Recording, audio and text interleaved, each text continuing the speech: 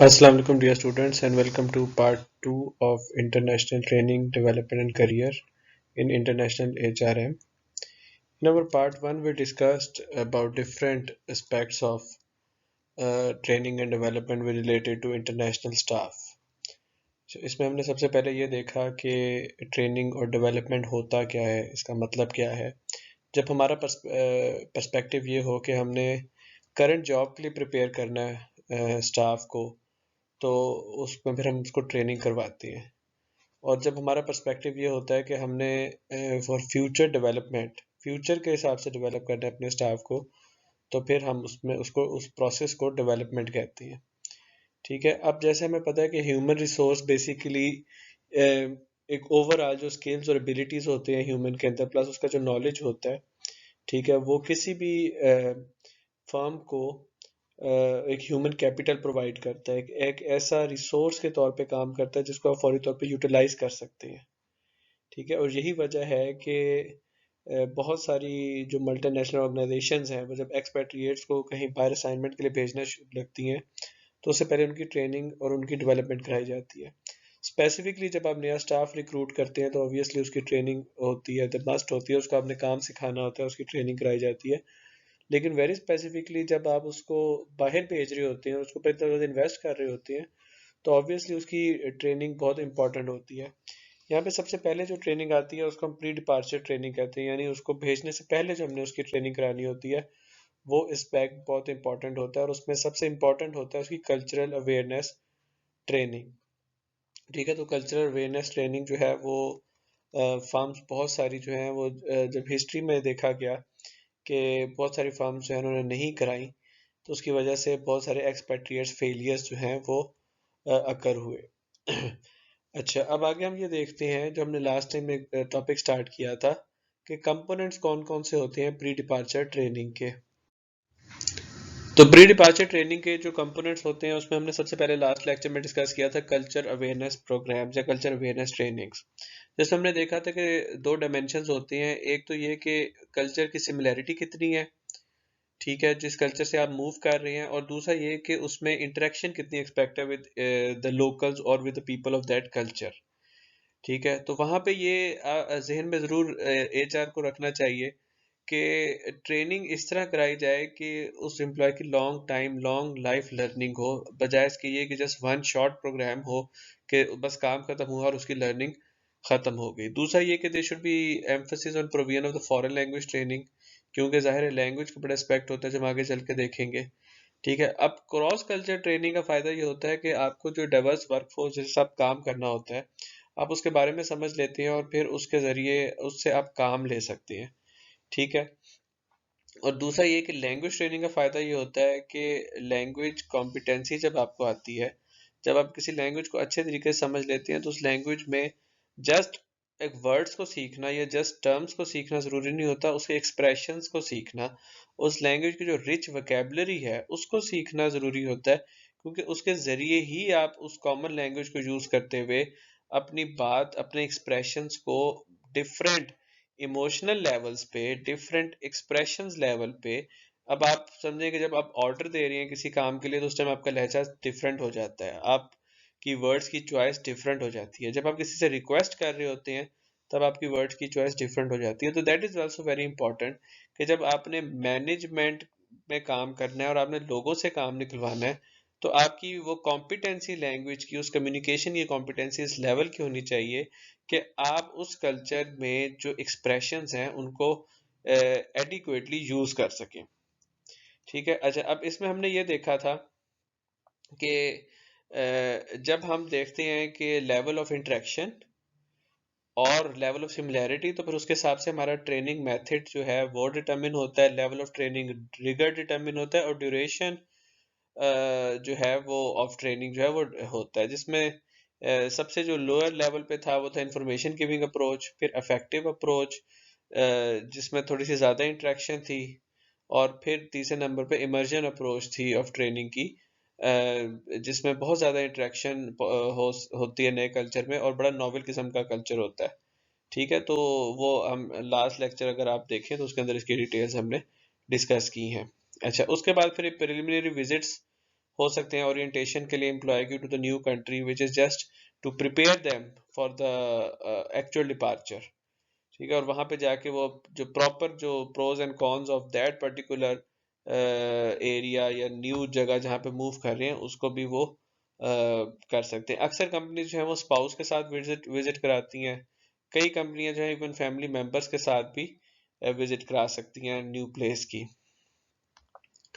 अच्छा, उसके बाद इम्पॉर्टेंट चीज़ होती है कि लैंग्वेज ट्रेनिंग। जैसे हमने ये कल्चरल एस्पेक्ट की बात की, इस लैंग्वेज एस्पेक्ट की हमने बात की, और अभी मैंने थोड़ी देर पहले आपको बताया कि जो लैंग्वेज के स्किल्स हैं वो बहुत हद तक डिटर्मिन करते हैं कि एक्सपेट्रिएट कितने प्रॉपर तरीके से कम्युनिकेट करता है इन द न्यू कल्चर जहाँ वो जाता है।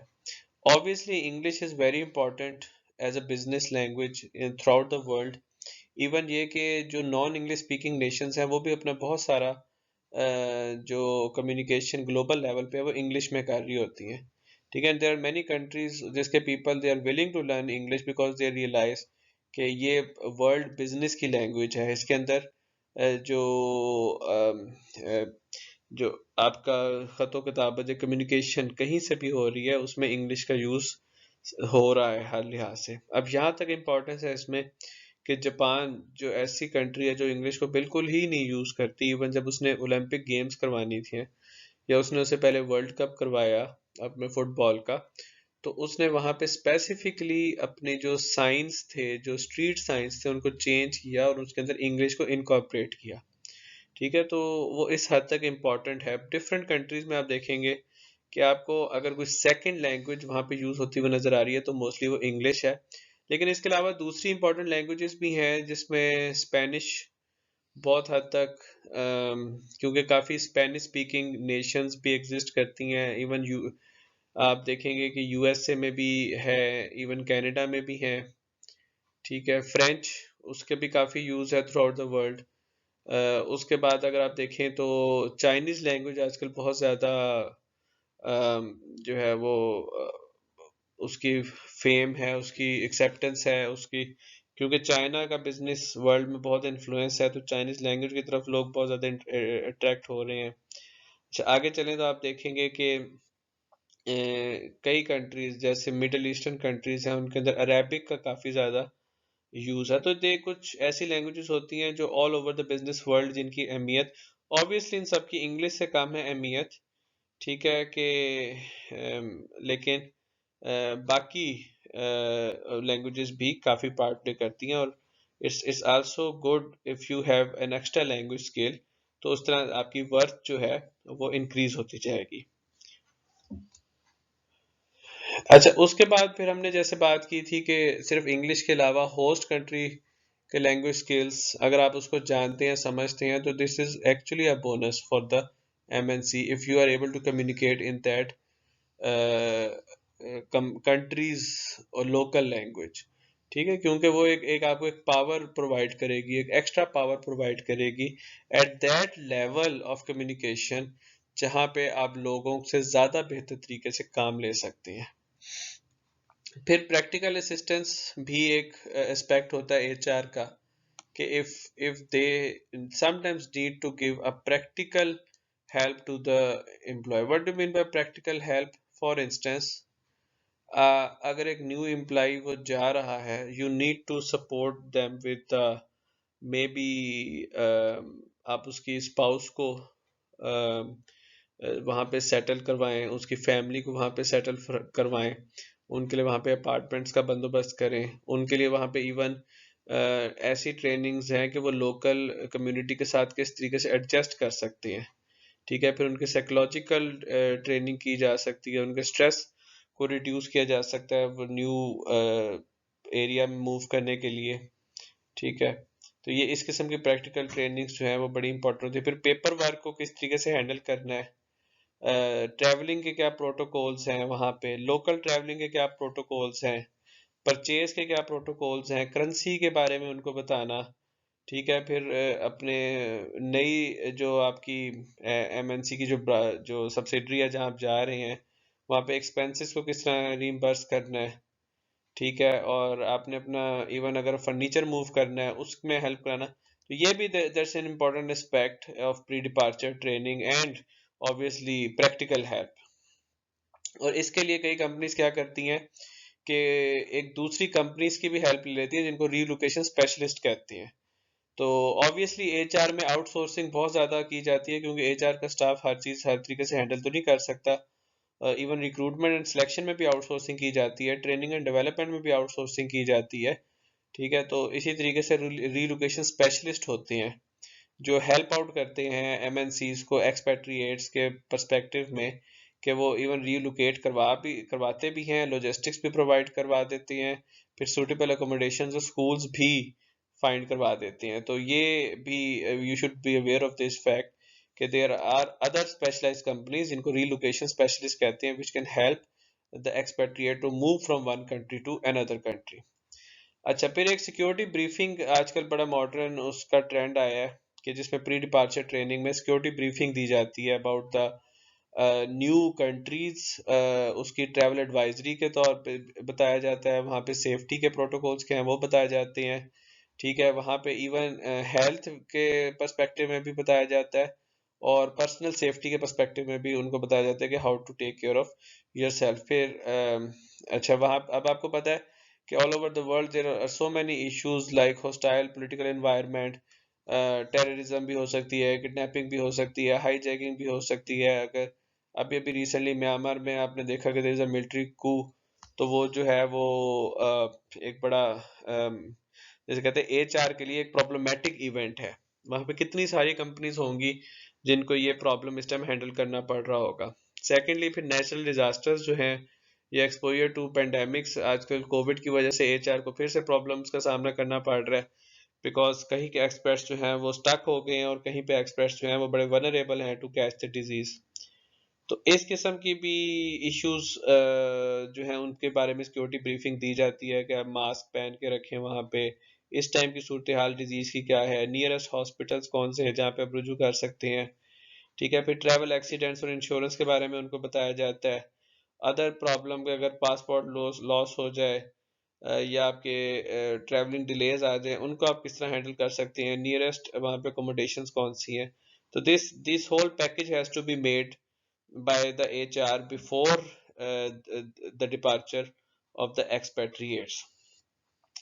इवन सिक्योरिटी प्लान्स में यहाँ तक भी होता है कि व्हाट इज एवैक्यूएशन प्रोसीजर्स। आपने अगर वैक्यूएट करना है कंट्री से तो कौन कौन से एग्जिट पॉइंट्स हैं, कौन कौन से बॉर्डर्स हैं जहाँ से आप ट्रैवल कर सकते हैं। ठीक है, और आपने आपका पुलिस स्टेशन पे के बारे में बताया जाता है। अगर किसी कंट्री की पुलिस हेल्पफुल नहीं है, ये भी उनको बताया जाता है कि आपको अपने सफारत खाने में जहाँ पे एम्बेसी है वहां तक कैसे पहुंचना है और उसको आपने अप्रोच करना है। प्री डिपार्चर ट्रेनिंग में एक और एस्पेक्ट है training for the training role. अच्छा, ये training for the training role का मतलब क्या है? अक्सर औकात एक्सपेट्रिएट्स को दूसरे मुल्क में भेजा ये इसलिए जाता है कि उस कंट्री में ट्रेन स्टाफ नहीं होता और एक्सपेट्रिएट से एक्सपेक्ट किया जाता है कि वो उस स्टाफ को ट्रेन करे for new project, for new technology, for new work process, for new kind of ideas. जो भी आपने एप्लीकेबल करवानी है वहां पे, जो भी आपने चीज लॉन्च करवानी है, जो भी अपना बिजनेस आपने लॉन्च करवाना है, तो वहां पे एक्सपेट्रिएट को एज अ स्पेशलिस्ट भेजा जाता है, एज अ ट्रेनर भेजा जाता है।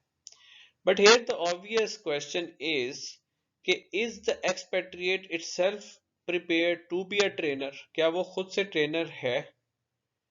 अच्छा, अब यहाँ पे बहुत सारी प्रॉब्लम्स अराइज होती हैं जब एक्सपेट्रिएट को खुद ट्रेनिंग के बारे में नहीं पता कि ट्रेनिंग दी कैसे जाती है।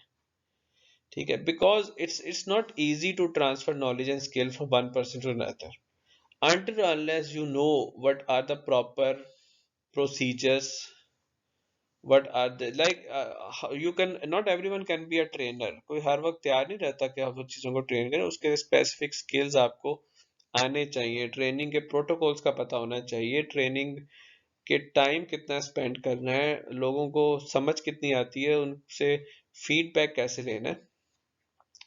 तो एक्सपेट्रिएट्स को एज अ ट्रेनर भी ट्रेन किया जाता है। एचआर की यह भी बहुत रोल है कि वो प्री डिपार्चर अगर उसका वहाँ पे जो जॉब डिस्क्रिप्शन है वो ट्रेनिंग करवाने वाली है, तो उसको एज अ ट्रेनर प्रिपेयर किया जाए। और टीओटीज, ट्रेनर्स ऑफ ट्रेनर्स जो है उनको हायर किया जाता है। ये भी एक बहुत इम्पोर्टेंट जॉब है और बड़े डिमांड है ऐसे लोगों की जो टीओटीज, सर्टिफिकेशंस भी होती हैं टीओटीज की। ठीक है, जो ट्रेनर्स ऑफ ट्रेनर्स जो प्रिपेयर करते हैं ऐसे लोगों को जिनको खुद आपने ट्रेनर बनाना है। ठीक है, तो ऑब्वियसली हमने पहले भी ये डिस्कस किया था कि एचआर के एक्सपेट्रिएट के असाइनमेंट में ट्रांसफर ऑफ नॉलेज जो है वो बड़ा इंपॉर्टेंट रोल है। तो organizations should try to match the level of intensity of their knowledge transfer mechanism to the type of knowledge that is to be gained abroad। तो ये एक बहुत ज़रूरी एचआर का रोल है कि वो इस किस्म से ट्रेनिंग करवाए अपने एक्सपेट्रिएट्स की।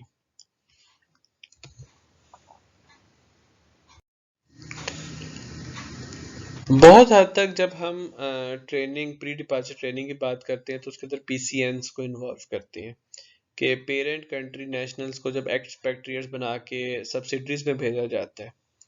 यहाँ पे बहुत कम देखा गया है कि जो टीसीएन्स या थर्ड कंट्री नेशनल्स और एचसीएन जो होम कंट्री नेशनल्स हैं उनको ट्रांसफर किया जाता है टू अनदर सब्सिडरी और to a parent country operations, तो उनकी प्री डिपार्चर ट्रेनिंग करवाई जाती है कि नहीं करवाई जाती। जनरली ये ट्रेंड कम है। ठीक है, उसमें उतनी ज़्यादा ट्रेनिंग नहीं जितनी पीसीएन्स के ऊपर फोकस किया जाता है, और ये एक तरह से बड़ा इनइक्विटेबल अप्रोच भी है। ठीक है, बहुत हद तक यहाँ पे एक इम्प्रेशन कायम हो जाता है, एक उनके जहन में बात बैठ जाती है कि हमारे साथ उस तरह ट्रीट नहीं किया जाता जिस तरह पीसीएन के साथ ट्रीट किया जाता है। स्पेशली जो एथनोसेंट्रिक एटीट्यूड रखने वाली एमएनसीज हैं वो ये वाला जो टास्क है उसको अक्सर इग्नोर कर देती हैं।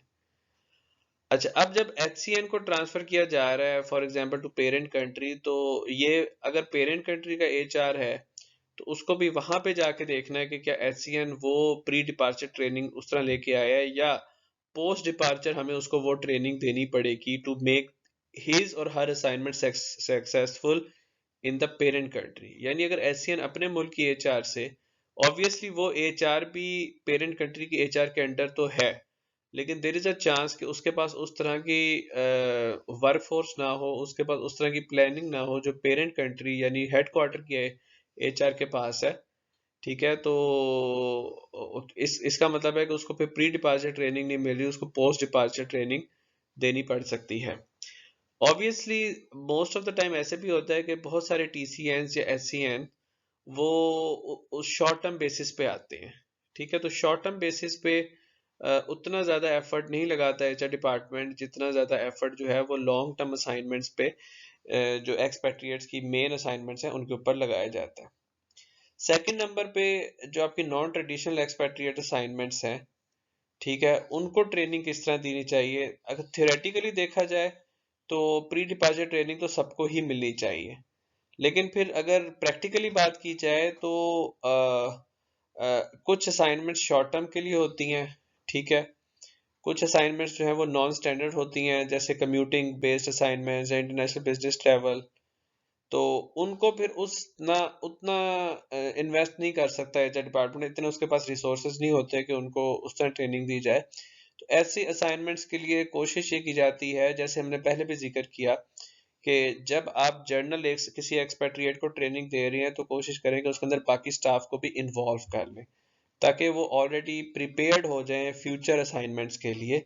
और फिर आप उनको इस तरह की जो शॉर्ट टर्म असाइनमेंट्स हैं या नॉन ट्रेडिशनल एक्सपेट्रिएट असाइनमेंट्स हैं उनमें आप उनको फॉरवर्ड कर सकें, उनका नाम और उनको शामिल कर सकें, क्योंकि ऑलरेडी उनको कुछ चीज़ें पता हैं। या फिर उस वो ऐसे एम्प्लॉयज चूज करें जो ऑलरेडी इतने फ्लेक्सिबल हों कि वो खुद को एडजस्ट कर सकें या उनके पास थोड़ी बहुत एग्जिस्टिंग लैंग्वेज स्किल्स हों। तो यहीं पे वो बात शॉर्ट टर्म और नॉन स्टैंडर्ड असाइनमेंट्स पे भी आ जाती है। आजकल बहुत हद तक ये भी देखा गया है कि मल्टीनेशनल्स जो हैं वो इंक्रीजिंगली यूज कर रही हैं मॉडर्न टेक्नोलॉजी, ताकि ये टाइम और रिसोर्स कंस्ट्रेंट्स जो हैं उनको काम किया जाए। और ये मॉडर्न टेक्नोलॉजी क्या है, वो ये मीडिया बेस्ड या वेब बेस्ड ऑल्टरनेटिव्स हैं कल्चरल ट्रेनिंग्स की, जिनमें फेस टू फेस की जरूरत नहीं पड़ती, टाइम भी कम लगता है, तो इनको यूज करती हैं ताकि पोर्टेबिलिटी हो ट्रेनिंग की, ठीक है, आपका एक्सपेट्रिएट जब वो ट्रैवल करना शुरू कर लिया, वहां पे उसकी ट्रेनिंग शुरू कर दें या उसको बहुत हद तक इंगेज के बगैर उसकी ट्रेनिंग करना शुरू कर दें ऑनलाइन मीडिया के थ्रू, वेब सपोर्ट के थ्रू। ठीक है, यहाँ पे आपकी कॉस्ट भी कम होती जाएगी और यहाँ पे आपकी टाइम एफिशिएंसी भी इंक्रीज होती जाएगी। Same is with international business travels के होते तो वो नॉन एक्सपेट्रिएट्स हैं, इंटरनेशनल बिजनेस ट्रैवल्स हैं, आ रहे हैं जा रहे हैं, ठीक है, लेकिन उनके काम बहुत इंपॉर्टेंट होते हैं। जैसे उन्होंने कोई नया प्रोडक्ट डेवलप किया उसके बारे में समझाना है, कोई नई सर्विस है, कोई नया प्रोसेस है, ठीक है, उस HCN एम्प्लॉयज को उसकी डेमोन्स्ट्रेशंस देनी है, सेमिनार्स देने हैं, उनको प्रेजेंट करना है, उनको तरीक़ाकार उसको यूज करने का सिखाना है। अभी वो शॉर्ट टर्म के लिए गए हैं, लेकिन ऑब्वियसली उनको भी बहुत सारी चीज़ों की अवेयरनेस होनी ज़रूरी है। स्पेसिफिकली कॉरपोरेट लैंग्वेज का उनको पता होना चाहिए। अब ऑफन MNEs में कोशिश तो ये होती है कि कॉरपोरेट लैंग्वेज सेम हो, लेकिन देयर कैन बी डिफरेंस। ठीक है, दूसरा ये है कि HCNs के एम्प्लॉयज जो है उनकी लेवल ऑफ कॉम्पिटेंसी का हर इंटरनेशनल बिजनेस ट्रैवल को नहीं पता होता, तो वहां पे भी थोड़ा सा HR जो है अपना रोल प्ले कर सकती है कि जब उनको भेजे शॉर्ट टर्म असाइनमेंट पे, तो उनको पहले से ब्रीफिंग हो कि कितनी लेवल ऑफ कॉम्पिटेंसी एग्जिस्ट कर रही है। अगर आप किसी को सिखाना चाहते हैं कि उसने एक एडवांस्ड अकाउंटिंग सॉफ्टवेयर कैसे यूज करना है, तो ये देखना पड़ेगा कि उसके बेसिक कंप्यूटिंग स्किल्स कितने हैं। ठीक है, और फिर ऑब्वियसली लैंग्वेज का इश्यूज बहुत हद तक आ सकता है, क्योंकि कई लोग होते हैं कि वो अच्छी इंग्लिश स्पीकिंग को फॉर इंस्टेंस वो इंटेलिजेंस के साथ इक्वेट कर सकते हैं। ऑब्वियसली इंग्लिश स्पीकिंग और इंटेलिजेंस का ऐसा ताल्लुक नहीं है until unless you yourself is someone जो इंग्लिश में बहुत फ्लुएंट है और उसको इंग्लिश के अलावा कोई लैंग्वेज नहीं आती। अब हो सकता है कि कोई बंदा यहाँ पे उर्दू स्पीकिंग हो, या हो सकता है कोई बंदा यहाँ पे चाइनीज स्पीकिंग हो या स्पेनिश स्पीकिंग हो, तो उसकी उस लैंग्वेज में फ्लुएंसी है। अब ये जरूरी तो नहीं है कि इंटेलिजेंस सिर्फ वही होगा जिसको इंग्लिश आती होगी। तो लेकिन कई दफा एक्सपेट्रिएट्स जो हैं वो फ्लुएंसी को इंग्लिश के साथ या उस लैंग्वेज जो वो जानते हैं उसके साथ उसको इक्वेट करते हैं, उसको इक्वलाइज करते हैं। ठीक है, तो जो MNEs की इंटरनल ब्रीफिंग्स होती हैं और ट्रेनिंग सेशंस होती हैं, उनको ये लोकल वेरिएशंस जो है उनको अकाउंट में रख के उनको कैटर फॉर करके या तो कोई इंटरप्रेटर को यूज कर लें या फिर उस लैंग्वेज को इस हद तक समझ लें, सीख लें कि आप उधर जाके सब्सिडरी में जाके जो भी आपका गोल है उसको अचीव कर सके। और थर्ड अल्टरनेटिव ये हो सकता है कि आप उस एम्प्लॉय को एंगेज करें जिसको उस लैंग्वेज के बारे में थोड़ा सा पहले से अंदाजा हो। ठीक है, ऑब्वियसली ये चीजें बहुत हार्ड एंड फास्ट नहीं होती, यहाँ पे बेस्ट प्रैक्टिसेस इस्टेब्लिश करनी पड़ती हैं HR को, ताकि वो उधर जाके जो सिचुएशन है उसको टैकल कर सके, और यही चीजें हम केस स्टडीज में भी डिस्कस करते हैं। उसकी वजह ये होती है कि कुछ बिजनेस ट्रैवलर्स ऐसे होते हैं जिनको नेगोशिएट करना है with the host countries, government officials, या फिर उनके क्लाइंट्स के साथ, या फिर सप्लायर्स के साथ, या फिर सब कॉन्ट्रैक्टर्स के साथ। ठीक है, ये सारी की सारी एक्टिविटीज इंपॉर्टेंट होती हैं इन द रोल के language plus the awareness of the local culture. This is an important aspect. तो अब आप उसको किस तरीके से बिजनेस ट्रैवलर्स जो फ्रीक्वेंट ट्रैवल करते हैं लेकिन एक्सपेट्रिएट नहीं होते, उनको किस तरीके से ट्रेनिंग देते हैं, this question always a tricky one and can be answered in many different ways. For instance, उनको एक्सपेट्रिएट्स की ट्रेनिंग्स अगर फ्रीक्वेंटली हो रही हैं तो उनको वहाँ ट्रेन करा दें, या फिर उनको टेक्नोलॉजी बेस्ड ट्रेनिंग्स करा दें, या फिर आप एम्प्लॉयज़ को ऐसे हायर करें कि जो इस चीज़ को पहले से जानते हैं, या फिर आप उनको फ्रीक्वेंटली एंगेज करें इस किस्म की असाइनमेंट्स में, ताकि वो असाइनमेंट्स करते रहें और उसको लर्न करते रहें। यहाँ पे HR प्रोफेशनल्स के लिए एक और बड़ा इंपॉर्टेंट क्वेश्चन उनके जहनों में आता है कि जो हम प्री डिपार्चर ट्रेनिंग करवाते हैं, क्या उसकी कोई इफेक्टिवनेस है। इस बारे में भी काफ़ी ज़्यादा रिसर्च हुई है, और उन्होंने ये देखा है कि जी जो pre departure cross cultural training होती है या जो लैंग्वेज ट्रेनिंग होती है, इसका क्या फ़ायदा, इसका क्या इम्पैक्ट होता है अपॉन द एक्सपेट्रिएट्स। और रिसर्च ने ये साबित किया है, इवन डाटा ड्रिवन रिसर्च ने ये साबित किया है कि जो एम्प्लॉयज जिनको पहले से क्रॉस कल्चर ट्रेनिंग मिलती है वो ज्यादा क्रॉस कल्चरल प्रोफिशिएंसी जो है उसका मुजाहरा करते हैं। ठीक है, और उनकी इवन जॉब सेटिस्फेक्शन भी बेहतर होती है। ठीक है, और और बहुत सारे लोग जो बाहर के मुल्कों में जॉब करके वापस आए हैं वो इस चीज़ को एग्री करते हैं कि उनको accurate up to date cultural और लैंग्वेज ट्रेनिंग करवानी चाहिए, और ना सिर्फ उनको करवानी चाहिए, उनकी फैमिली को भी इसमें इन्वॉल्व रखना चाहिए। और बहुत सारे लोग इस बात को भी एग्री करते हैं कि उन्हें कहीं कहीं पे भी भेजने से पहले जो प्रिलिमिनरी विजिट है वो बहुत हद तक उनका माइंड जो है वो प्रिपेयर करता है for cross cultural assignments.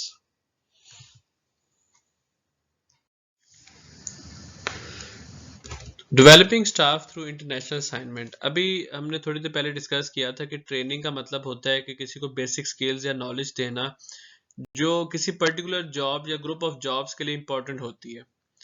On the other hand development का मतलब है growth of individual in multiple respect और फ्यूचर पर्सपेक्टिव के हिसाब से।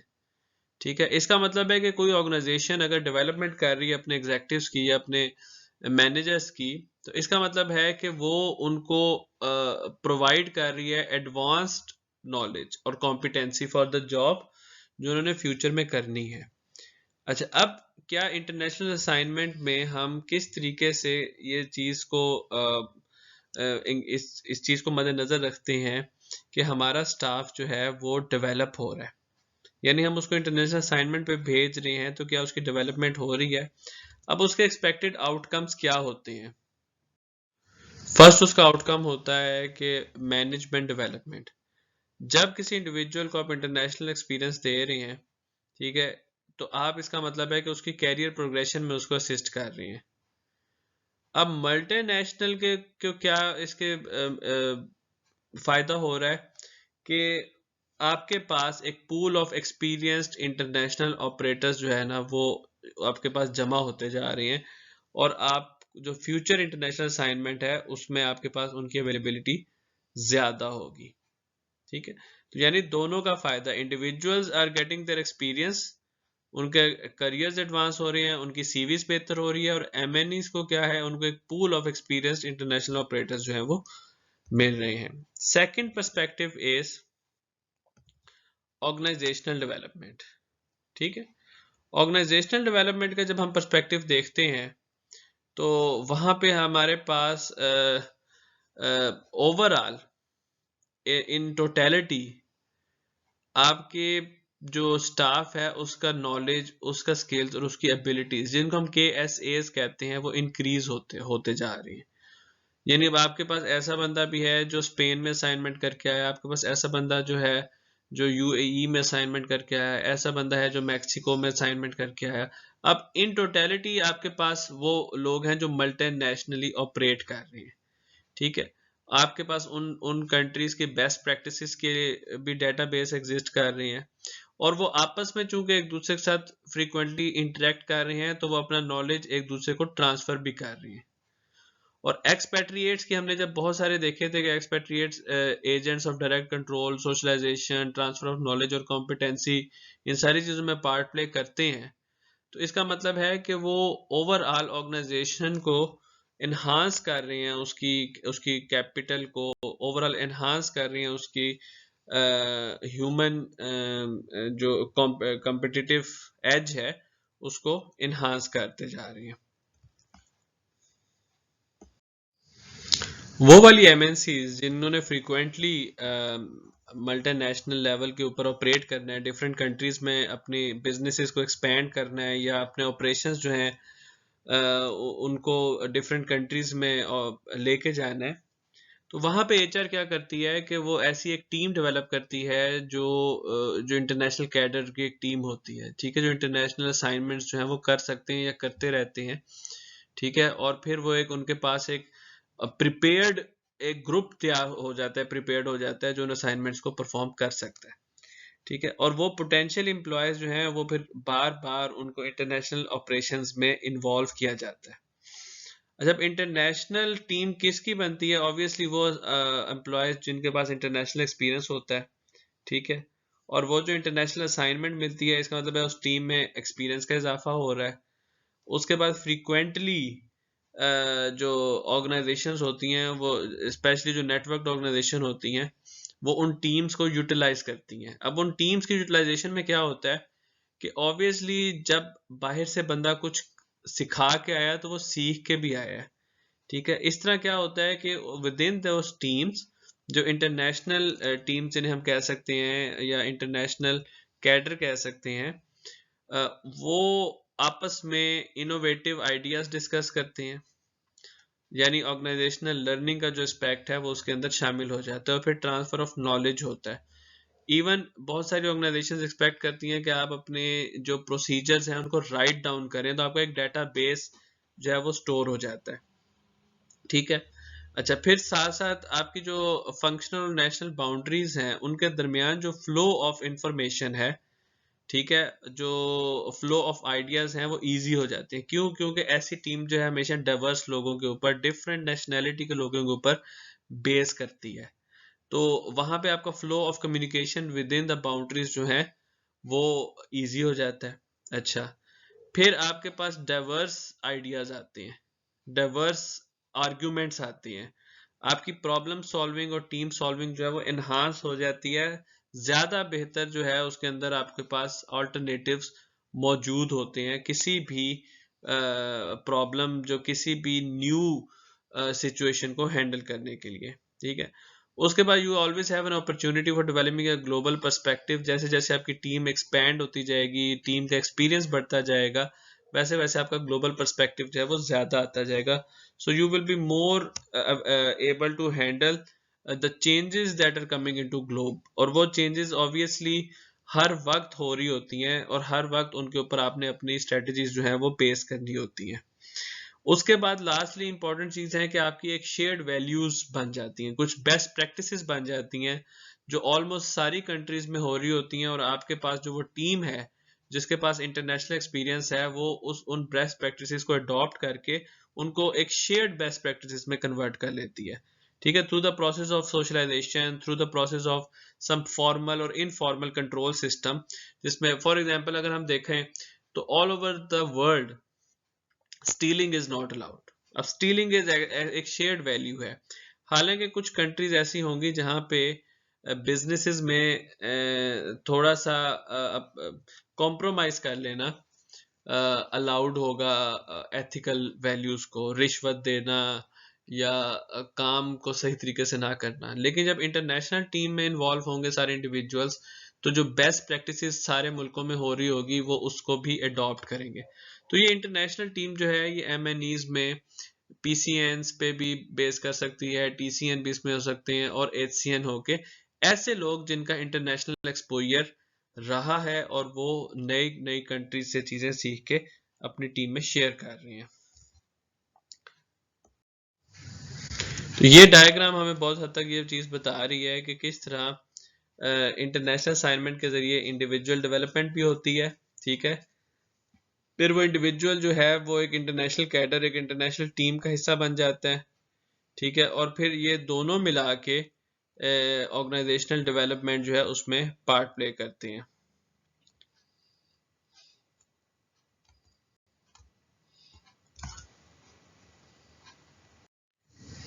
एक बात जहन में रखिएगा कि इंटरनेशनल कैडर और इंटरनेशनल टीम्स में थोड़ा सा फर्क होता है।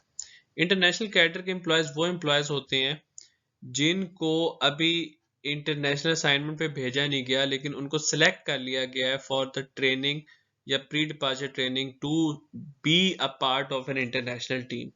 ठीक है, वो स्पेशलाइज मैनेजमेंट ट्रेनिंग उनको करवाई जाती है ताकि एमएनईज को वो एक्सपेंड कर सकें उसके ऑपरेशन टू इंटरनेशनल लेवल।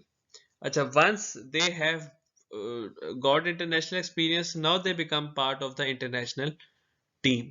ठीक है, और वो international assignment in itself जो है वो उनको इंटरनेशनल टीम का पार्ट बना देती है। ठीक, लेकिन इंटरनेशनल कैडर तब फॉर्म होता है कि जब अभी उनको इंटरनेशनल असाइनमेंट पे भेजा नहीं जाता लेकिन उनको अभी इंटरनेशनल असाइनमेंट के लिए प्रिपेयर किया जा रहा होता है। ट्रेनिंग एंड डेवलपमेंट के पर्सपेक्टिव में कुछ इमर्जिंग ट्रेंड्स हैं जो हर एक नए एचआर स्टूडेंट को या soon to be part of the professional field HR student को जानना ज़रूरी है।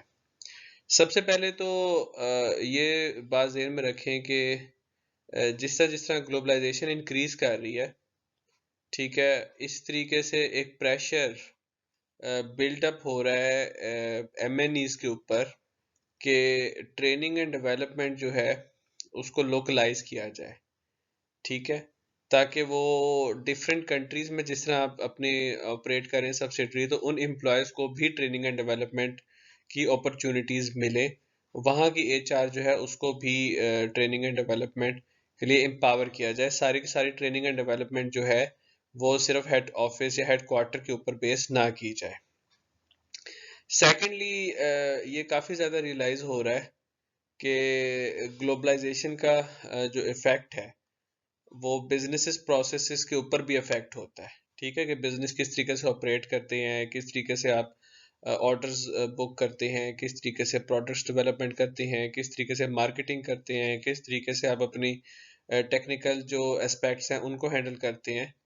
तो वहाँ पे ऑब्वियसली ये जिस तरीके से चेंज होता है उतना कॉम्पिटेंसी डेवलपमेंट और लर्निंग का एस्पेक्ट जो है वो इंक्रीज हो जाता है। ये ऑब्वियसली जब ट्रेनिंग एंड डेवलपमेंट का फुल कोर्स पढ़ेंगे तो उसके अंदर इस चीज़ को हम डिस्कस करेंगे कि जो आपकी कॉम्पिटेंसी ट्रेनिंग होती है, ठीक है, या आपकी जॉब रिलेटेड ट्रेनिंग जो होती है वो उस चीज़ पे बेस करती है कि आपकी फर्म किस चीज़ में काम कर रही है। तो वहाँ पे जब आप कॉम्पिटेंसी बेस्ड ट्रेनिंग कराते हैं या टेक्निकल ट्रेनिंग कराते हैं, इवन वहाँ पे भी नेशनल कॉन्टेक्स्ट और institutional efforts on that local workforce वो बड़ा इंपॉर्टेंट है, क्योंकि हर डिफरेंट कंट्रीज के लोगों ने अपने हिसाब से चीज़ को सीखा होता है। अगर इंजीनियर एक पाकिस्तान में है या इंजीनियर एक यूएसए में है या इंजीनियर एक मिडल ईस्ट में है, तो इवन देन उसकी जो बेसिक लर्निंग अप्रोच है उसमें डिफरेंसेस होंगे, ठीक है। तो उस लोकलाइजेशन को भी कंसिडर करना बहुत ज़रूरी है एचआर के लिए। तीसरा ये कि जो नॉन गवर्नमेंट ऑर्गेनाइजेशन एनजीओज का बहुत रोल है आजकल ट्रेनिंग एंड डेवलपमेंट में। थर्ड पार्टीज का बहुत ज़्यादा रोल है ट्रेनिंग एंड डेवलपमेंट में। इंडिविजुअल्स ऐसे हैं जो ट्रेनिंग्स करवाते हैं, चाहे वो कॉम्पिटेंसी बेस्ड ट्रेनिंग हो, चाहे वो सॉफ्ट स्किल्स की ट्रेनिंग हो, चाहे वो साइकोलॉजिकल ट्रेनिंग हो, चाहे वो आपकी टेक्निकल जॉब बेस्ड ट्रेनिंग्स हो। फोर्थ ये कि आजकल चाइना को का पर्सपेक्टिव जो है वो ट्रेनिंग एंड डेवलपमेंट में बहुत ज़्यादा है, क्योंकि चाइना के साथ बहुत ज़्यादा बिजनेस हो रहा है। आप ये कंसिडर करें कि China is now the economic super power, ठीक है, हर तकरीबन हर कंट्री में चाइना का इन्फ्लुएंस जो है वो बिजनेस में ज़रूर है, और उस एस्पेक्ट के ऊपर बहुत फोकस हो रहा है कि चाइना के साथ कैसे बिजनेस करना है, या चाइना में किस तरीके से आपने सेटल होना है, या उनके क्या अप्रोचेस हैं towards dealing in businesses and dealing in technical aspect of the job. Lastly, जो ट्रेनिंग एंड डेवलपमेंट का एस्पेक्ट है वो जस्ट इंटरनेशनल एचआरएम में इतना ज़्यादा भी एस्टेब्लिश नहीं है, इतना ज़्यादा उसके ऊपर काम नहीं हुआ, इतनी ज़्यादा रिसर्च नहीं हुई, उस एस्पेक्ट को इतना एक्सप्लोर नहीं किया गया जितना वो लोकल ट्रेनिंग एंड डेवलपमेंट पे काम हुआ है। तो ये एक ऐसा एस्पेक्ट है जिसको बीइंग एन एचआर प्रोफेशनल आप फर्दर एक्सप्लोर भी कर सकते हैं, एक्सप्लॉयट भी कर सकते हैं, और इसके अंदर अपनी एक्सपर्टीज जो है वो भी डेवलप कर सकते हैं। अब तक तो ये बात आपको क्लियर हो जानी चाहिए कि अगर एक्सपेट्रिएशन है या मूविंग टू अदर कंट्री है तो रीपेट्रिएशन भी होती है, ठीक है। अगर रिक्रूटमेंट सिलेक्शन है, प्री डिपार्चर ट्रेनिंग है, कंपनसेशन इश्यूज हैं, तो एक प्रोसेस ऑफ एक्सपेट्रिएशन में रीपेट्रिएशन भी बड़ा इंपॉर्टेंट प्रोसेस है, which is actually the activity of bringing the expatriate back to the home country. अच्छा, अब यहाँ तक मैनेजर्स को या इवन जो एचआर डिपार्टमेंट्स हैं उनको ये समझ आनी शुरू हो गया कि रीपेट्रिएशन को भी बड़ा केयरफुल तरीके से मैनेज करना है, उसको भी हम इग्नोर नहीं कर सकते, ठीक है। आल्दो इसके ऊपर काम थोड़ा लेट होना शुरू हुआ, बाद में पता चला कि जब एम्प्लॉय को आप बड़ा तैयार त्यूर करके भेज तो देते हैं, लेकिन उसको वापस लाना भी it's a science in itself. क्योंकि ऑब्वियसली जो ग्लोबल एस्पेक्ट ऑफ बिजनेस है वो बड़ा अनप्रिडिक्टेबल है। उसके अंदर हर वक्त चेंजेस आती रहती हैं और असाइनमेंट्स जो हैं वो बड़ी चैलेंजिंग हैं। ठीक है, तो अगर एक्सपेट्रिएट से हमने असाइनमेंट कंप्लीट कर ली है तो तब उसको कैसे वापस लाना है, अगर उसके असाइनमेंट फेल हो गई है तो तब उसको कैसे वापस लाना है। This is the whole process जिसको एचआर डिपार्टमेंट जो है वो बड़े प्रॉपर तरीके से प्लान करता है। अच्छा, अब आपने जब देखा कि वो एक जगह से दूसरी जगह गया, उसको चैलेंजेस का सामना करना पड़ा, लेकिन वक्त के साथ साथ वो वहां पे सेटल होना शुरू हो गया। उसको जो कल्चरल शॉक था उसने ओवरकम किया, उसको जो लैंग्वेज बैरियर्स थे उसने उनको ओवरकम किया। 4 या 5 साल वो उस कंट्री में रह के उसको कंट्री का आदी बन गया, आपने उसको वापस बुलाना है। तो हर चीज रिवर्स ऑर्डर में है। ठीक है, इट्स लाइक एन री एक्सपेट्रिएशन प्रोसेस, इसलिए हम उसको रीपेट्रिएशन कहते हैं। उसको री एंट्री शॉक भी लगेगा, उसको रिवर्स कल्चर शॉक भी लगेगा, उसकी एक्सपेक्टेशंस जो है वो सेम नहीं रहेंगी। इवन उसको वहां तक जो वहाँ पे जो पॉलिटिकल सिचुएशंस हैं हो सकता है वो डिफरेंट हो जाएं, वहाँ पे इकोनॉमिक सिचुएशंस हैं वो डिफरेंट हो जाएं, उसका जो वहाँ पे रहने का जो एरिया था वो डिफरेंट हो जाए। तो वो सारी चीज़ें भी अब एक चैलेंज के तौर पे फिर सामने आती हैं। It's the whole new science जो एचआर डिपार्टमेंट जिनके ऊपर अपनी प्लानिंग्स करके रखते हैं। तो ये डायग्राम बेसिकली ओवरव्यू दे रही है कि रिपेट्रिएशन एक्टिविटीज और प्रैक्टिसेस के अंदर, जैसे प्री डिपार्चर हमने ट्रेनिंग एंड ओरिएंटेशन करवाई। ठीक है, उसके बाद ड्यूरिंग असाइनमेंट हमने किस तरीके से उनको जो एक्सपेट्रिएट्स थे उनको फैसिलिटेट किया। ठीक है, और फिर अपॉन रिटर्न हमने किस तरीके से उनको engage किया in the new assignment, organizational reconnection, assistant with the non-work factors, rituals और ceremonies to share experience। यानी हमने उनको वेलकम किस तरह किया, दोबारा से part of over previous office उनको किस तरह बनाया। ठीक है, तो ये सारा प्रोसेस जो है, यानी डिपार्चर से पहले हमने उनको जो है वो दोबारा से वापस अपनी कंट्री में आने के लिए प्रिपेयर किया। ठीक है, उनको बताया कि आपको क्या क्या चीज़ें फेस करनी पड़ सकती हैं। उसके बाद जब वो रिटर्न हुए तो उनको फिर आपने किस तरह इंगेज करके उनको आपने आपने ये बता के this is your previous office but it's a new setting, आपने उनको सेटल करवाया। ये एक्सपेट्रिएशन का जो प्रोसेस, जो रीपेट्रिएशन का प्रोसेस है, वो 3 फेजेस के ऊपर आमतौर पर डिज़ाइन किया जाता है, जैसे आप इस फिगर में देख सकते हैं। पहले तो ये कि भेजने से पहले ही कुछ एमएनईज क्या करती हैं कि कुछ होम स्पॉन्सर्स या मेंटोर्स जो है ना वो अटैच कर देती हैं एक्सपेट्रिएट्स के साथ, जो उनको उनकी होम कंट्री की कंडीशंस के से अपडेट करते रहते हैं। ठीक है, अब वो होम कंट्री की कंडीशंस ऑफ कोर्स वेब और मीडिया भी उनको साथ साथ बताता रहता है। ठीक है कि जिस तरह उनको एचआर बताता रहे कि रेलिवेंट नेशनल, रीजनल, इंडस्ट्रियल और फर्म्स की वेबसाइट्स जो हैं उनके साथ बताता रहे।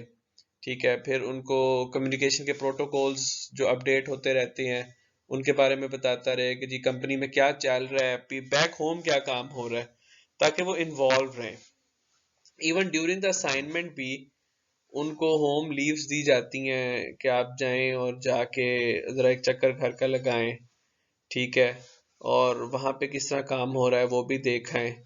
ये जो पीरियोडिक रिटर्न्स होते हैं उनके, या फिर जो वर्क रिलेटेड इंफॉर्मेशन उनको पता चलती रहती है अपने बैक होम जो स्पॉन्सर, जो हमने उसको एक मेंटोर रखा हुआ है उसके साथ, तो वो एंगेज रहते हैं उधर।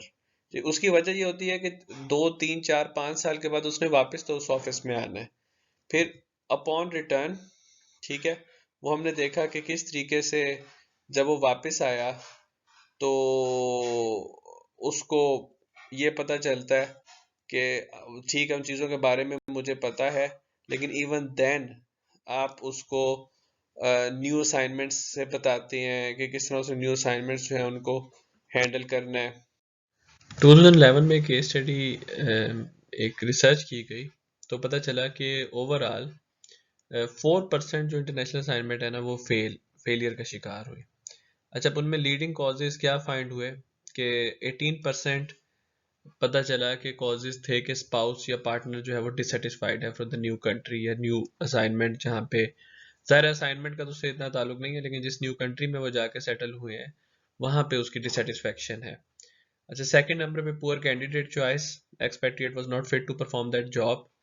अच्छा, फिर उसके बाद पुअर जॉब परफॉर्मेंस, ठीक है, कि जो कैंडिडेट है वो एडिक्वेटली उस काम को ना कर सका जो उसको असाइनमेंट या टास्क दी गई थी। उसके बाद इनएबिलिटी टू अडेप्ट, अच्छा अडेप्ट, वो जो कैंडिडेट है वो उस सिचुएशन को अडेप्ट नहीं कर सका।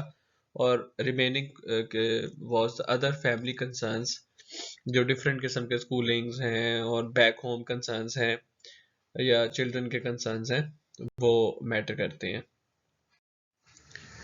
अभी हमने थोड़ी देर पहले देखा कि एक्सपेट्रिएट को वापस लाना यानी उसको रिपेट्रिएट करना is a whole new task for the HR department. ठीक है, आमतौर पे 3 फेजेस में वो टास्क परफॉर्म किया जाता है।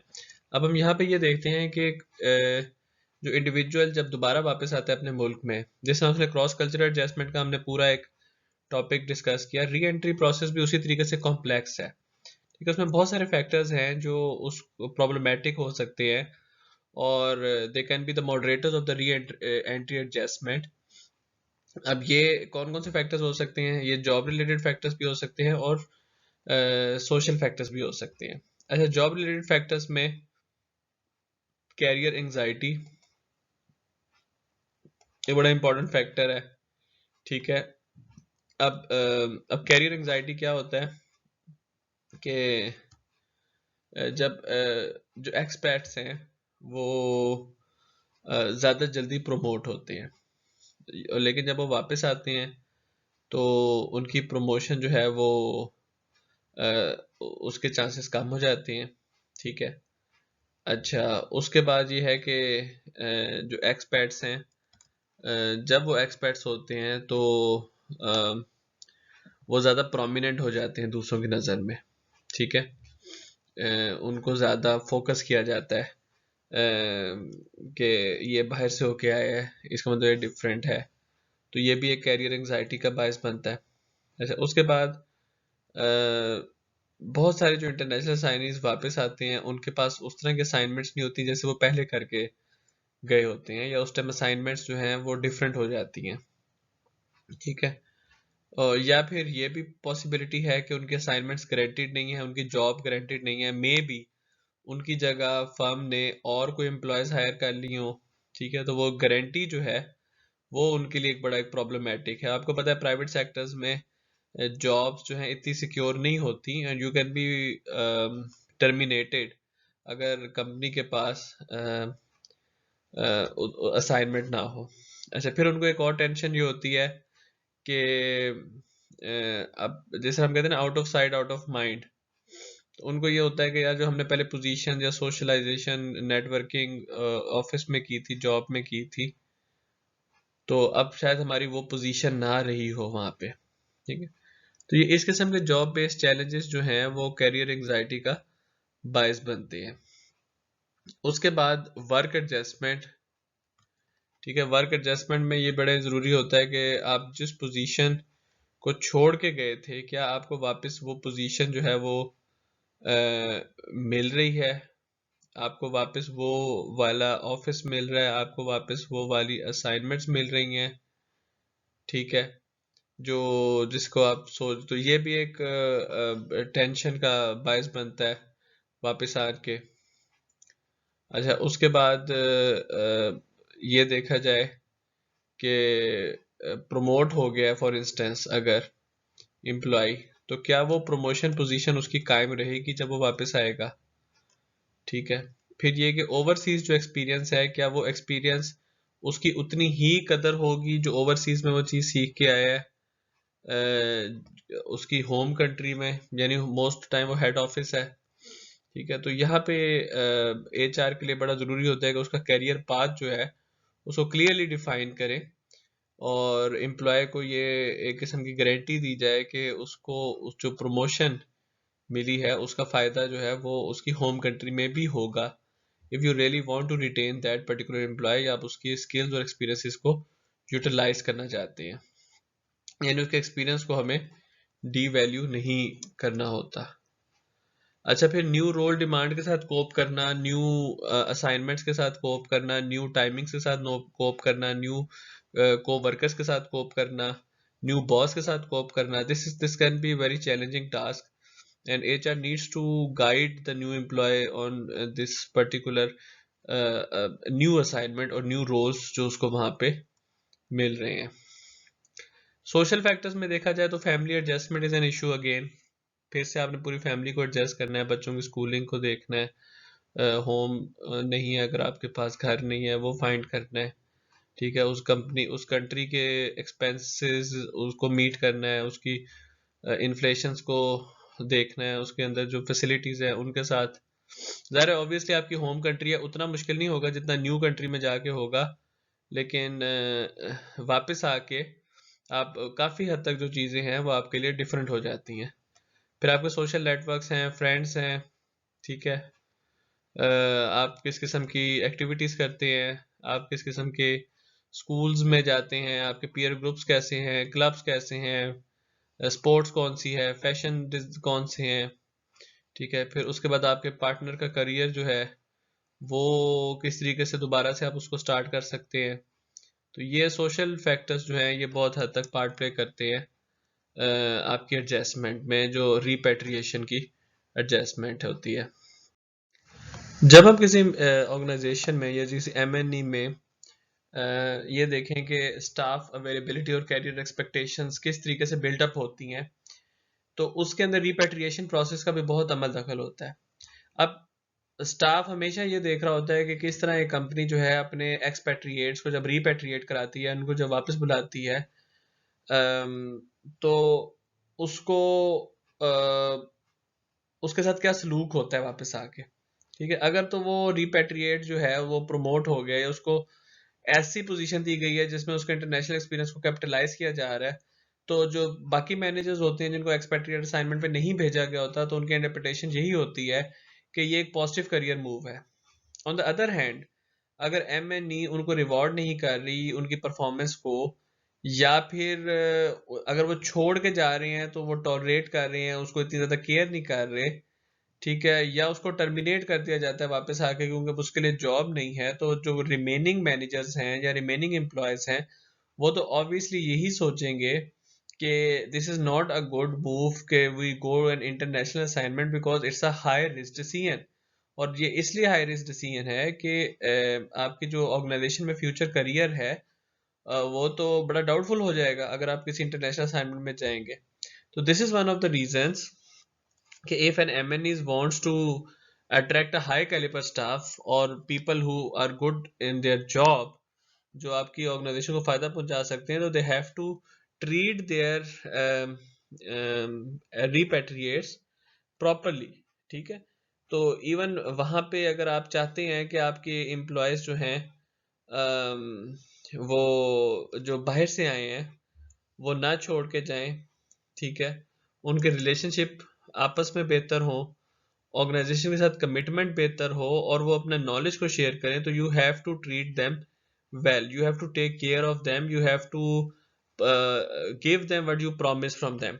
उसके बाद रिटर्न ऑन इन्वेस्टमेंट भी बड़ा इंपॉर्टेंट एक एस्पेक्ट होता है एक्सपैट्रिएट्स की सक्सेस में, क्योंकि एक्सपैट्रिएट्स एक्सपेंसिव होते हैं, ठीक है, और उनके ऊपर काफ़ी खर्चा किया होता है ऑर्गेनाइजेशन ने, और ऑब्वियसली जहाँ पे ऑर्गेनाइजेशन या एमएनई जो अफोर्ड नहीं कर रही होती वहाँ पे उसको पीसीएंस या टीसीएंस को यूज़ करना पड़ता है, ठीक है, सॉरी एचसीएंस और टीसीएंस को यूज़ करना पड़ता है।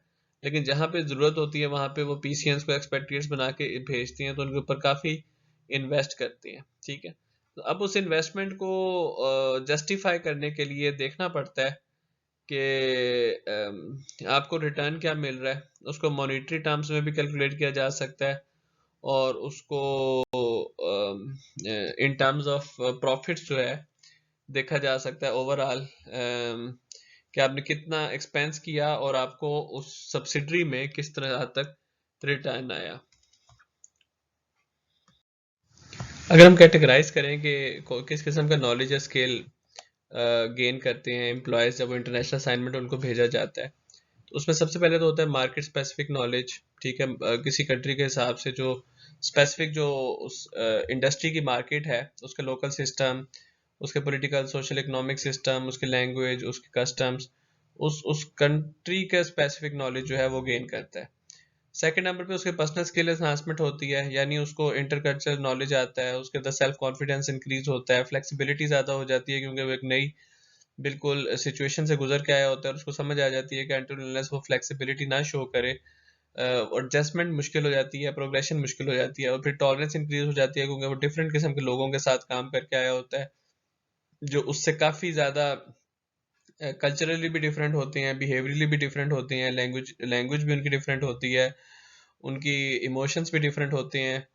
तो उसमें उसमें इस हिसाब से टॉलरेंस और इवन उनके रिएक्शंस भी डिफरेंट होती हैं, तो उस हिसाब से टॉलरेंस आ जाती है।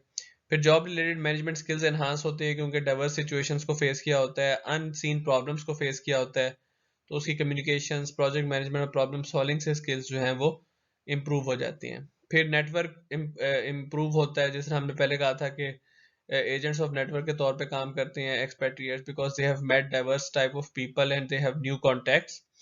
उसके बाद जनरल मैनेजमेंट कैपेसिटी इंक्रीज हो जाती है क्योंकि वो ब्रॉडर जॉब रिस्पॉन्सिबिलिटीज के काबिल हो जाता है और उसको दूसरी ऑर्गेनाइजेशंस के पार्ट्स में जो एक्सपोजर होता है डिफरेंट सेक्शंस में, डिफरेंट एरियाज ऑफ ऑर्गेनाइजेशन, तो उसकी जो जनरल मैनेजमेंट कैपेसिटी है वो इन्हांस हो जाती है। यानी अगर वो पहले एक डिवीजन में काम कर रहा था, अब उसने एक और डिवीजन में काम करके उसका जो स्कोप है वो ब्रॉडर हो गया, उसका एक्सपोजर जो है वो इंक्रीज हो गया।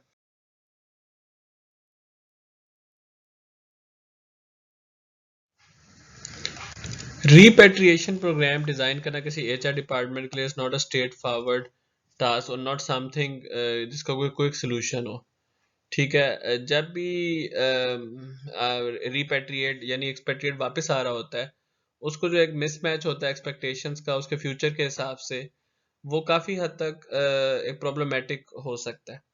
ठीक है, और वहाँ पे आपको डीब्रीफिंग भी करनी पड़ सकती है, उसकी काउंसलिंग सेशंस भी लेने पड़ सकते हैं जब वो वापस आता है। अच्छा, अब रिपेट्रिएट प्रोग्राम में क्या क्या चीज़ें इन्वॉल्व होती हैं, this will give you a overview कि किन किन एस्पेक्ट्स को आपने टच करना होता है रिपेट्रिएशन के दौरान। एक तो preparation, physical relocation and transition information. ठीक है, उसके बाद फाइनेंशियल एंड टैक्स असिस्टेंस, जैसे टैक्स चार्जेस, चेंजेस, बेनिफिट्स या ओवरसीज अलाउंस आपके कम हो जाएंगे या आपकी सैलरी कितनी होगी अब जो वापस आके उसके अंदर चेंजेस क्या आएंगी। देन री एंट्री पोजीशन, किस पोजीशन पे अब आप काम करेंगे, and career path assistance. Reverse culture shock. ठीक है, रिवर्स कल्चर शॉक का मतलब कि जिस तरह हमने प्री डिपार्चर कल्चर ट्रेनिंग कराई थी, यहाँ पे आप फिर पोस्ट अराइवल या pre departure reverse cultural training भी एक तरह से ओरिएंटेशन में करवा सकते हैं। देन स्कूल सिस्टम में children education and adaptation, work place changes, stress management, communication related training, establishing network opportunities and help in forming new social contacts। तो ये वो सारी चीज़ें हैं जो अब रिपेट्रिएशन का जब प्रोग्राम डिज़ाइन करते हैं उन एम्प्लॉयज़ के लिए, तो उसके अंदर आप कवर कर सकते हैं प्लस या माइनस कुछ points. To further help your expatriates on return, आप इन पॉइंट्स पे भी फोकस कर सकते हैं which are under the strategies for smooth re-entry. Number one, pre-departure briefing on what to expect and upon return. Multiple career planning sessions. Written repatriate agreements clarifying availability assignment upon return. Mentoring programs that continue after return. Extended home visits to keep up with social, family and organizational changes. ठीक है, reorientation programme on changes on organisation, जो पहले छोड़ के गया था और अब वापस आकर क्या क्या उसको चेंजेस मिली ऑर्गेनाइजेशन में, उनके बारे में भी एक रीओरिएंटेशन हो सकती है। Personalised financial and tax advice, providing N adjustment period upon return, ये नहीं कि आते ही काम पे लगा दें और फॉरन रिपोर्ट करें, थोड़ा सा उसको एडजस्टमेंट का टाइम दें ताकि वो थोड़ा उस सोशल इन्वायरमेंट से एडजस्ट हो जाए, अपनी घर वगैरह को सेट कर लें, थोड़े सोशल कॉन्टेक्ट बढ़ा लें और फिर अपने काम पे आएँ तो रिलैक्स होके। Visible and concrete expression of repatriates value to the firm, क्योंकि ऑब्वियसली एचआर का पर्सपेक्टिव यही है कि human resource is our main asset, ठीक है। उस एसेट को अब आपने यूटिलाइज किस तरीके से करना है, उस एसेट, और आपने उस एसेट पे इन्वेस्ट भी किया है, आपने उस एसेट पे खर्चा भी बहुत ज़्यादा किया है, उसको ट्रेनिंग एंड डेवलपमेंट के प्रोसेस से गुजारा है, उसको आप बाहर से आप उसको बाहर आपने पहले मूव किया, फिर उसके असाइनमेंट जब कंप्लीट हो गई आप उसको वापस लेके आए, और in some cases even assignment अगर वो नहीं भी कंप्लीट कर सका but still an asset to you, उसकी परफॉर्मेंस ओवरऑल आप पिछले असाइनमेंट्स में अच्छी रही है, तो it's this is not a justified cause कि आप यू लेट हिम गो या आप उसको टर्मिनेट करें या आप उससे रेजिग्नेशन मांग लें, ही और she can still be useful to your organization. So if you feel that employee has potential, it is now your task, specifically HR and generally the manager's task, कि उसको उसकी वैल्यू का एहसास दिलाएं और उसको उस तरीके से फैसिलिटेट करें कि वो बेहतर तरीके से परफॉर्म कर सके. If to summarize this chapter, so what we have learned, we learned the role of expatriates training in supporting adjustment and on assignment performance. Secondly, we learned the components of effective pre-departure training programs such as cultural awareness, preliminary visits, language skills, relocation assistance, and training for trainers, and security briefing, of course. Thirdly, how cultural awareness training appears to assist in adjustment and performance, and therefore should be made available to all categories of staff selected for overseas postings, regardless of their duration and location of assignment. The need for language training for the host country and in the relevant corporate language. The impact that an international assignment may have on individual career. The international assignment is an important way of training international operators and developing the international cadre. In this sense, an international assignment is both training, which is gaining international experience and competence, and managerial and organizational development. Finally, we learned about the repatriation process, which is the overall process of repatriation with re-entry, the broader socio-cultural context of the home country, which takes a backstage position. Unlike in the expatriation adjustment phase, where the foreign culture can be overwhelming, for the majority of repatriates, coming home to the familiar culture may assist in readjustment. Given the more profound effect that job-related factors appear to have, re-entry shock is perhaps a more accurate term to describe the readjustment process experienced upon repatriation. Career issues upon re-entry are of particular importance to repatriates. Factors that affect career anxiety are no posting assignment guarantee of employment, fear that the period overseas had caused a loss of visibility, changes in the home workplace that affect re-entry positions and the employment relationships. The re-entry position is an important indicator of future career progression and the value placed on the international experience. Coping with new role demand is another factor in readjustment along with loss of status and pay. Social factors भी बड़े ज़रूरी होते हैं which can include loss of social standing and the accompanying loss of the expatriate lifestyle. Family adjustment is also important. A specific aspect is the effect of the international assignment upon the spouse partner career, such as being re-employed and having international experience recognized. Many responses to repatriates' concern focus on re-entry procedures. Issues covered include how repatriation affects staff availability, whether companies were measuring and obtaining a return on investment through an international assignment, and the contribution of repatriates to knowledge transfer. The concept of protean and boundaryless careers were introduced in terms of the international assignment and career outcomes. Designing effective repatriation programs include the use of mentors and availability in the forms of technology. Viewing repatriation as part of the expatriation process, as suggested in the figure that we have seen previously, should remind those responsible for expatriation management of the need to prepare repatriates for re-entry and to recognize the value of the international experience in both parties.